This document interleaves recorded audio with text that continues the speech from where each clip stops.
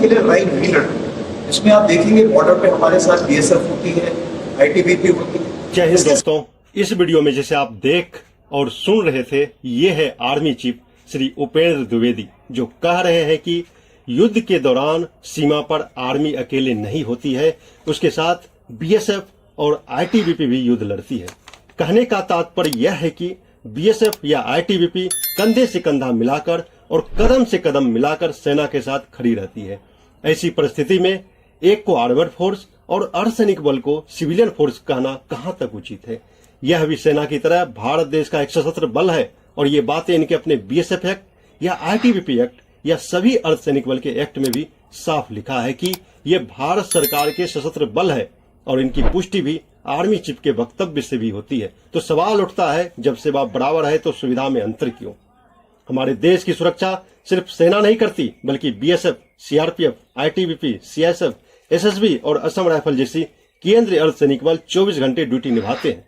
चाहे एलओसी पर गोलियों की बारिश हो, नक्सल प्रभावित इलाका हो, दंगे हो, चुनाव ड्यूटी हो या आपदा आ रहा है, हर जगह अर्धसैनिक बल सबसे आगे खड़े रहते हैं। लेकिन जब बात सुविधाओं की आती है तो इन्हें पीछे छोड़ दिया जाता है।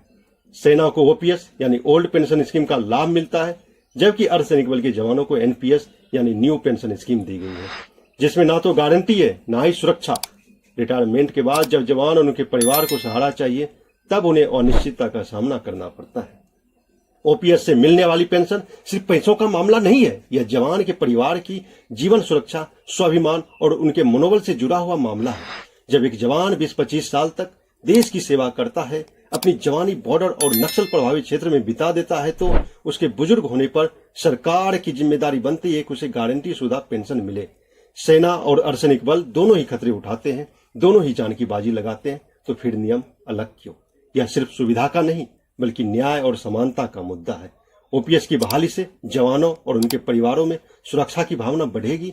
जवान यह महसूस करेंगे कि देश सिर्फ उनकी सेवा के दौरान नहीं, बल्कि रिटायरमेंट के बाद भी उनके साथ खड़ा है।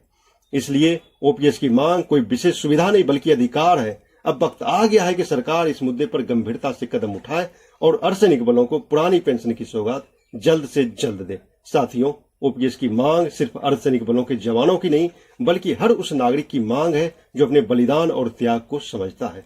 अगर आप भी मानते हैं कि सेवा बराबर है तो सुविधा भी बराबर मिलनी चाहिए, तो इस वीडियो को शेयर करें, कमेंट में ओपीएस लिखें और हमारे चैनल को सब्सक्राइब करें। आइए मिलकर जवानों की आवाज को बुलंद करें। जवानों को ओपीएस मिलनी ही चाहिए। मिलते हैं अगले वीडियो में, तब तक के लिए जय हिंद।